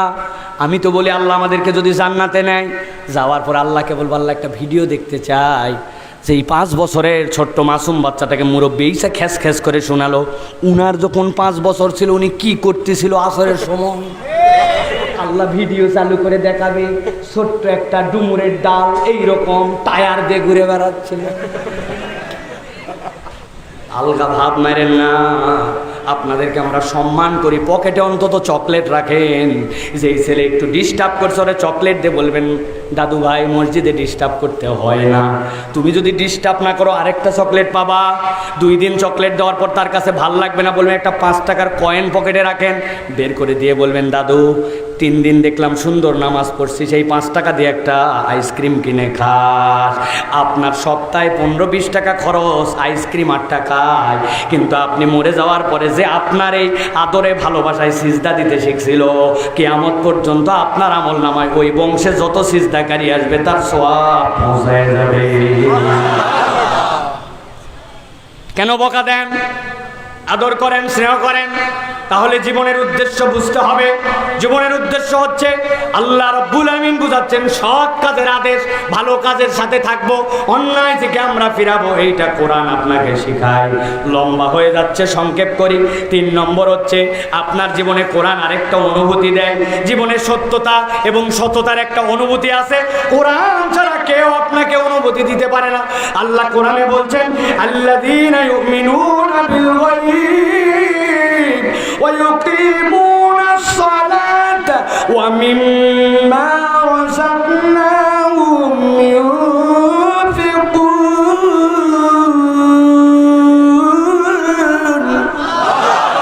আমার আল্লাহ রাব্বুল আমিন বলছেন, ও দুনিয়ার মানুষ, জীবনে সত্যতার অনুভব যদি পেতে চাও তাহলে তোমার রবের প্রতি গায়েবের উপর তোমার বিশ্বাস আনা লাগবে। আল্লাহ রাব্বুল আলামিন বান্দাকে যে বুঝ দিয়েছেন ওই বুঝে আপনার সব কিছু ধরবে না। বান্দা যখন আল্লাহর গায়েবের প্রতি বিশ্বাস রাখে ওই বান্দার অন্তরের মধ্যে আল্লাহ একটা প্রশান্তি ঢুকায়া দেন। এই জন্য নাস্তিক বেঈমানরা অস্থির হয় আর মুসলমানরা সুস্থির হয়, ঠিক কিনা? কেউ দেখতেছে না কিন্তু আমাকে দেখে আল্লাহ। ওই আয়না ঘরের মধ্যে যারা ছিল কাঁদতে কাঁদতে চোখের পানি চলে গেছে। যত জনার মুখের বর্ণনা শুনছি সবাই বলছে তাহাজ্জুদ পড়ছি, নামাজ পড়ছি, আমাদেরকে আজান পর্যন্ত শুনতে দেয় নাই।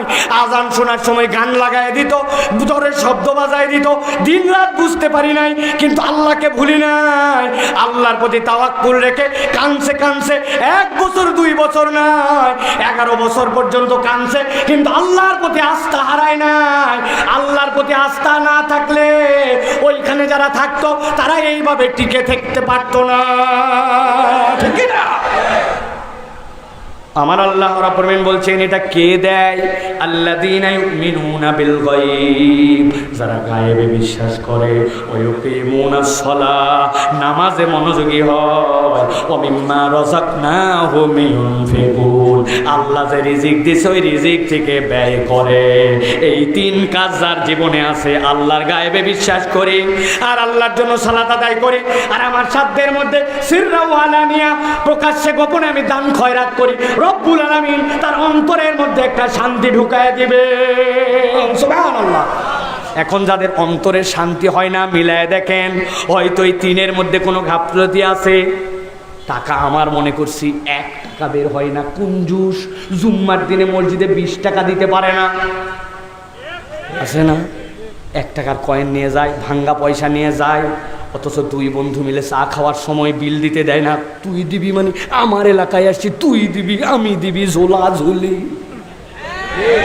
ওই জায়গায় চায়ের পয়সা দেয়, বিড়ির পয়সা দেয়, আর আল্লাহর ঘরে 20 টাকা দেওয়ার সময় কয় আমি স্টুডেন্ট। কি উনি স্টুডেন্ট? আপনি এই জন্য সালাত, দান খয়রাত, কৃপণ হয়েন না, দানের হাত বড় করেন, যা আছে সেখান থেকে দেন। আল্লাহ রাব্বুল আমিন আপনার হৃদয়ে সত্যতার অনুভব দিবেন। কোরআন এই গ্যারেন্টি আপনাকে আমাকে দিয়েছে। 4 নম্বরে আল্লাহ রাব্বুল আমিন বলছেন এই কোরআন আপনাকে একটা অনুভূতি দিবে, সেইটা হচ্ছে আপনার স্রষ্টাকে, আপনি কার মালিকানায় আছেন। কোরআন ছাড়া আপনার প্রকৃত স্রষ্টার পরিচয় কেউ দিবে না। দুনিয়াতে স্রষ্টার পরিচয় যার কাছে নাই তার থেকে দুর্ভাগা আর কেউ নাই। আল্লাহ রাব্বুল আমিন কি বলছেন খেয়াল করেন। আল্লাহ বলছেন ওয়া তাম্মাত কালিমাতু রাব্বিকা সিদকাও ওয়া আদলা লা মুবাদদিলা লিকালিমাতিহি ওয়া হুয়াস সামিউল আলিম। আমার রাব্বুল আলামিন বলছেন আল্লাহর কথার কোনো পরিবর্তন নাই, আল্লাহর কথা এরকম নয়, এখন একরকম পরে একরকম। দুনিয়ার মানুষ অনেক কথা বলে, আবার সুযোগ পেলে কথা ঘুরায় ফেলে, কিন্তু আল্লাহ বলছেন আমার কথা সত্য এবং সৎ। আমি বান্দা, তোকে বান্দা হিসাবে যদি মানি, আর আমি যদি নিজেকে রব হিসাবে স্বীকার করে নিলাম, এই সত্যটা জেনে তুই যদি তোর রবের পরিচয় জানিস, তাহলে দুনিয়াতে কখনো তোর মনে হবে না আমি সারা গরু। দুনিয়ায় কত সারা গরু আছে, ওর কোনো মালিক নাই। ওরকম কতগুলা সারা মানুষ আছে, ওর কোনো মনে হয় মনিব নাই। একটুখানি বিপদে পড়লে এখানে দৌড় লাগায়, ওখানে দৌড় লাগায়, মাজারে মান্নত দেয়, উমুকের কাছে যায়, অস্থির হয়ে যায়। আমি একটা কথা বলে দেই, দিল খুলে শোনেন, আপনার হৃদয় আল্লাহ আছে কিনা এইটা বুঝবেন কেমন করে? প্রত্যেকটা কর্মের প্রত্যেকটা জিনিস পরীক্ষা করা একটা মেশিন থাকে। বগলে থার্মোমিটার ধরে লাগায় দেখে 102 মানে জ্বর আছে, থার্মোমিটার জ্বর মাপার যন্ত্র, ঠিক কিনা? ল্যাক্টোমিটার আছে একটা, পানি আপনি দুধের মধ্যে মিশাইছেন কিনা ধরা পড়ে যাবে। বলতেছেন আমি পানি মিশাইনি, খালি দুধ দোয়ার পর ওই বালতি ধুয়ে দিয়েছি, মেশিনে ডুবায় বাইরে হয়ে যাবে যে মিয়া বালতি ধুইছেন না, ধান্দা করছেন। আছে না? প্রেসার হাতের মধ্যে দিয়ে চাপ দিয়েছেন, এখানে মেশিনে উঠছে, কানে ঠিক ঠিক শব্দ এই জায়গায়, উপরে কত নিচে কত। আজকে একটা পরীক্ষার কথা বলে দেই, আপনি আপনার রবের সাথে কানেক্টেড আছেন কিনা বুঝতে পারবেন।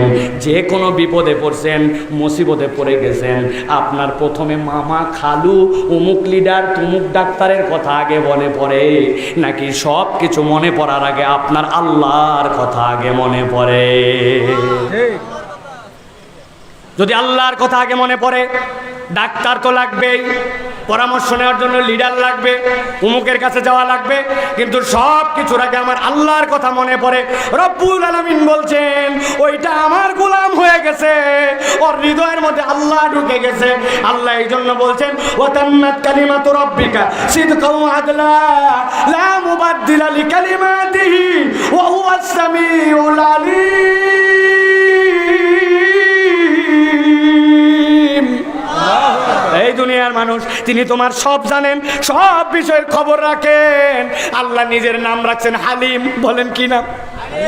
বলেন একবার, ডাক দেন ইয়া হালিম ইয়া আল্লাহ, ইয়া হালিম ইয়া আল্লাহ, ইয়া হালিম ইয়া আল্লাহ। এক ব্যক্তির 15 বছরের একটা সন্তান মারা গেছে, কাঁদতে কাঁদতে পাগল, মায়ের চোখ সাদা হয়ে গেছে।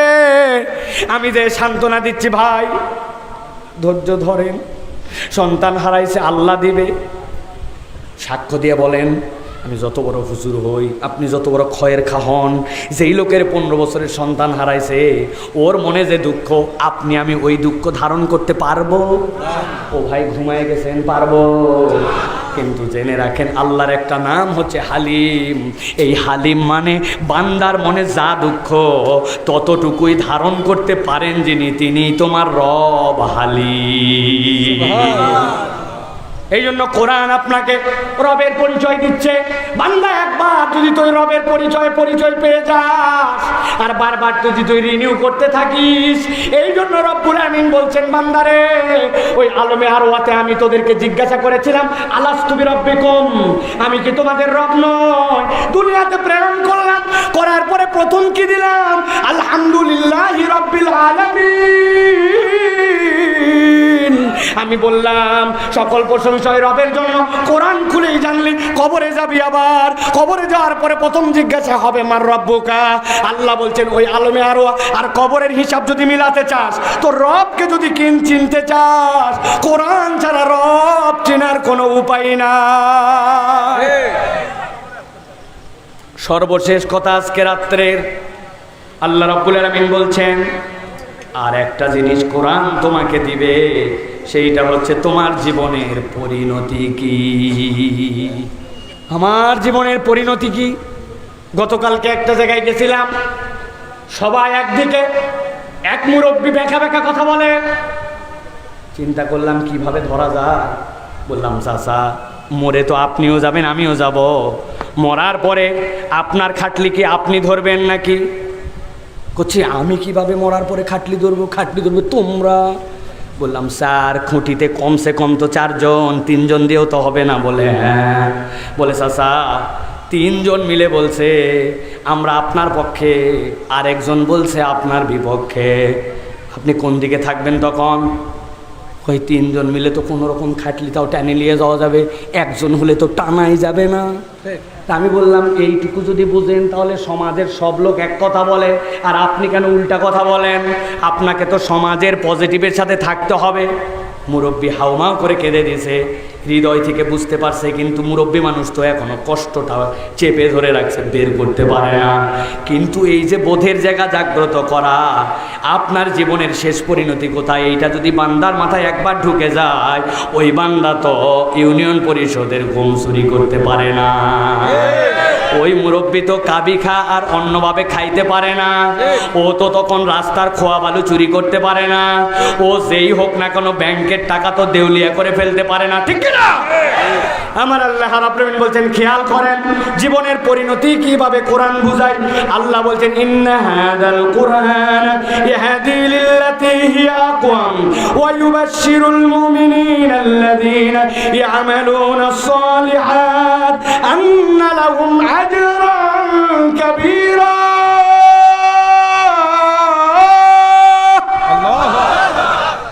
আমার আল্লাহ সিম্পলি বুঝাই দিচ্ছেন দুনিয়ার মানুষ এই কোরআন তাদেরকে হিদায়েত দিবে আর খোঁজখবরি দিবে মুমিনদেরকে, আল্লাযীনা ইয়ামালুনাস সালিহাত, যারা নেক কাজ করে। আল্লাহ বলছেন তাদের পরিণতি কি তোমরা জানো? বলেন তো, যারা নেক কাজ করে আর যারা ঈমানদার তাদের পরিণতি কি? ভালো না। নাম বলেন কোন ভালো? কি হয় নাই? জানি জান্নাত বলবেন, কিন্তু আল্লাহ এটা বলেন নাই। আজকে রাত্রের শেষ কথা ভালো করে বোঝেন। আল্লাহ রাব্বুল আলামিন বলছেন আন্না লাহুম আজরান কাবীরা, আমি রব্বুল আলামিন তাদের জন্য বিশাল পুরস্কার দেব। সুবহানাল্লাহ বলেন। জান্নাত তার থেকেও বিশাল। হ্যাঁ, নবীজি বলছেন একদিন আল্লাহ রাব্বুল আলামিন জান্নাতীদের মধ্যে আসবেন। সুবহানাল্লাহ। আসার পরে বলবেন ইয়া হালাল জান্নাত। জান্নাতীরা লাফ দিয়ে উঠবে, ওঠার পরে বলবে লাব্বাইক ওয়া সাদাইক ওয়াল খায়রু বিয়াদাইক। এই রব, আমরা হাজির আছি, ভালো মন্দ সব আপনার হাতে।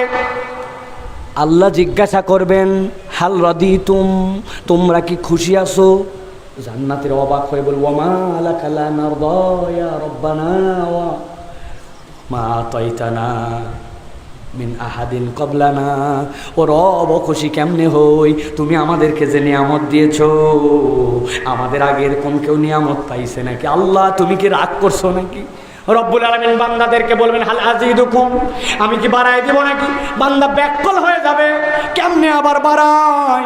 আমার নবী বলছেন যেই না আল্লাহ এই কথা বলবেন, সাথে সাথে আল্লাহ রাব্বুল আলামিন জান্নাতীদেরকে ঘোষণা দিবেন উহিল্লু আলাইকুম রিদওয়ানি, ও আমার বান্দা আজকের থেকে আমি তোদের প্রতি চির সন্তুষ্ট হয়ে গেলাম। আল্লাহু আকবার। আল্লাহর নবী বলছেন এরপরে রব্বুল আমিন তার বুকের সব পর্দা সরায় দিবেন, ওই জান্নাতীদের সাথে তার মাবুদের দিদার হয়ে যাবে। জান্নাতীরা একটু আগেই বলেছিল ওয়ামা লাকা লা নারদা ইয়া রাব্বানা ওয়া কদ আতাইতানা মা লাম তুতি আহাদান ক্বাবলানা। এমন নিয়ামত দিছো যে নিয়ামত কেউ পাইছে নাকি? আল্লাহকে দেখার পরে রব যখন সরে যাবেন, ওই বান্দাদের কাছে জান্নাতের নিয়ামত আর ভালো লাগবে না। আমার নবী বলছেন প্রত্যেকদিন সকাল সন্ধ্যা আল্লাহ রব্বুল আলামিন এরপরে জান্নাতীদেরকে দিদার দিতে থাকবে। নবীজি বলছেন আন্না লাহুম আজরান কাবীরা, ওইটার ব্যাখ্যাই হচ্ছে জান্নাতে আল্লাহর দিদার। সুবহানাল্লাহ। তাহলে এই বোধ কে দিবে? আমার রবকে আমি দেখবো, আর ওই রবের নির্দেশ কেমনে না মানে পারি? টোটা ফাটা কারণে মিথ্যা বলি, নানা কারণে গালি দেই, মুখের অপব্যবহার করি, খারাপ মানুষের সাথে ঘুরি। আরে আমি আমার রবকে দেখব। কোরআন বারবার আপনাকে মনে করায় দিবে যে ওই রবের কাছে আমাকে যেতে হবে। কোরআন ছাড়া আপনাকে এই দিশা কেউ দিতে পারে না। পথের দিশা দেখাবে, রব চিনাবে, জীবনের মানে বুঝাবে, জীবনের সত্যতার অনুভব দিবে, আলোর পথ আপনার জন্য সিলেক্ট করায় দিবে, আল্লাহকে চিনাবে, জীবনের পরিণতির ব্যাপারে পরিষ্কার ধারণা দিবে। এই গ্রন্থের নাম হচ্ছে কোরআন। কি নাম? এখন বুঝে থাকলে বলেন যে ওই কোরআন ধারণ করা, পড়া, বোঝা দরকার আছে কিনা? আছে। তাহলে যদি থাকে তাহলে আজকের থেকে আমরা শপথ নেই, আমরা কোরআনের পক্ষে থাকবো। যারা কোরআনের পক্ষে আমরা তাদের পক্ষে থাকবো। আগে যা ভুল করছি, কোরআনহীন যারা আমরা তাদের সাথে নাই। রাজি আছেন সবাই? আল্লাহ আমাদের আজকের আশা বসা, আজকের কোরআন থেকে কথা শোনা, আজকের আয়োজনকে আল্লাহ রাব্বুল আলামিন মঞ্জুর করেন, বলেন আল্লাহুম্মা আমিন। গোলাম রব্বানিক জীবনে দেখছেন ওয়াজ শেষ করার পর যে ফোর্সে ওয়াজ করে এতক্ষণ বসে থাকে, এটা হচ্ছে মহব্বত। বড় ভাইয়ের মতো ভালোবাসে, আমরাও তাদেরকে বন্ধুর মতো ভালো। এতক্ষণ বসে আছে এই যে ইউসুফ, আহারে কি কষ্ট যে করছে সে জানেন না। বকাবকিও হয়েছে তার সাথে, আমার রাগারাগিও হয়েছে। ডেট দেওয়াই লাগবে ভাই, আগা নাই মাথা নাই, কোথায় আছি। চট্টগ্রাম পরের দিন দিছে গাইবান্ধা, হয় আশাই লাগবে। কথা সে জোক, কি নাম, কিন্তু আল্লাহর জন্য মোহাব্বত করে। আল্লাহ রাব্বুল আমিন যেন কবুল করেন, আল্লাহুম্মা আমিন। আজকের দীর্ঘ অনেক রাত হয়ে গেছে প্রিয় ভাইরা, আল্লাহর বান্দারা অনেকে সহযোগিতা করেছেন, আপনাদের সকলের জন্য দোয়া করা হবে ইনশাআল্লাহ। আল্লাহ যেন কবুল করেন, আল্লাহ আমাদের সকলে আশা ভরসা কবুল করেন। সকলে একটু আমিন বলেন। আল্লাহ সকলের দানগুলোকে কবুল করেন। আল্লাহ রাব্বুল আলামিন আমাদের তরুণদেরকে যাবতীয় জুয়া থেকে মুক্ত থাকার তৌফিক দান করেন। এখানে বসে থাকে আর আমেরিকার ক্যাসিনো খেলে, এদেরকে হেদায়েত দেও আল্লাহ। আর বাপ মারা সতর্ক হন, আর যেখানে পাবেন এদেরকে ধরে মোবাইলটা পানির মধ্যে চুবাই দেবেন, অন্তত পক্ষে দিয়ে আবার হাতে দিবেন, কারণ এই জুয়া চলতে পারে না, আমাদের সমাজকে নষ্ট করে দিচ্ছে। আল্লাহ আমাদের আশা ভরসা কবুল করেন, আয়োজনকে কবুল করেন, সহযোগিতাকেও কবুল করেন। আমরা এখন সুন্নাহ সম্মত পদ্ধতি বলেছি এটা বলেছি আমরা। আর কারো কোনো কথা আছে? আবু ইউসুফ কই, শেখ সাহেব কই, যাই হোক আমরা সকলেই সুন্নাহ পদ্ধতিতে এখন আমরা মাহফিলকে শেষ করতে চাই ইনশাআল্লাহ। রাজি আছেন ইনশাআল্লাহ? দোয়া করেন আল্লাহ আমাদেরকে কবুল করেন। আশা বসা আমিন বলেন। আশা বসা কবুল করেন, আমাদের দুনিয়া আখিরাত কল্যাণময় করে দেন। আজকের মাহফিল কবুল করেন, দান খয়রাত কবুল করেন, দ্বীনের এই মজমাকে কবুল করেন। আমাদের যাদের নাম এখানে নেওয়া হয়েছে আল্লাহ যারা কবরে চলে গেছেন শাহাদতের মর্যাদা দিয়ে কবুল করে নেন। সকলে পড়েন সুবহানাকাল্লাহুম্মা ওয়া বিহামদিকা আশহাদু আল্লা ইলাহা ইল্লা আনতা আস্তাগফিরুকা ওয়া আতুবু ইলাইক। আসসালামু আলাইকুম ওয়া রাহমাতুল্লাহ। এবার আপনারা সালাম দেন। আসসালামু আলাইকুম ওয়া আলাইকুমুস সালাম ওয়া রাহমাতুল্লাহি ওয়া বারাকাতুহু ওয়া আখির দাওয়ানা আলহামদুলিল্লাহি রাব্বিল আলামিন। দোয়াই তো হলো, এখন কি হলো? আবার কয় দোয়া হবে, কি কথা সারা রাত কার গীতা শুনে বলে। এই মাইকটা দিতে হবে।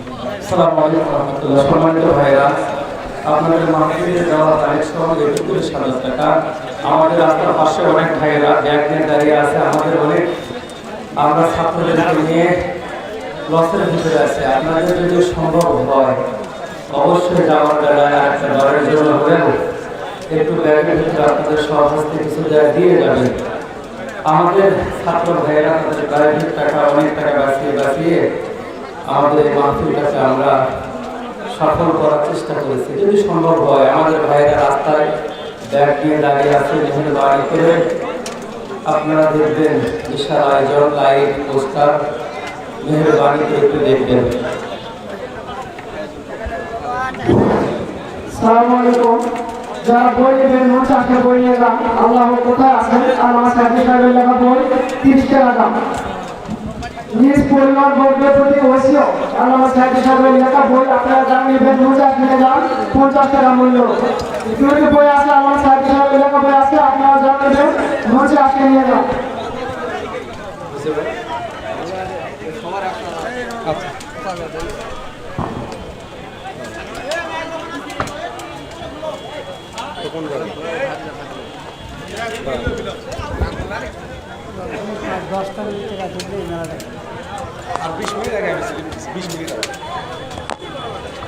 প্রিয় উপস্থিতি, খোলামাটি দিঘির হাট গোবিন্দপুর গাইবান্ধা দিনের বেলায় মাঠে প্রধান বক্তা আজকের প্রধানমন্ত্রী আব্দুল হাই মোহাম্মদ সাইফুল্লাহ ফজলুল। তারিখ 23শে ডিসেম্বর রোজ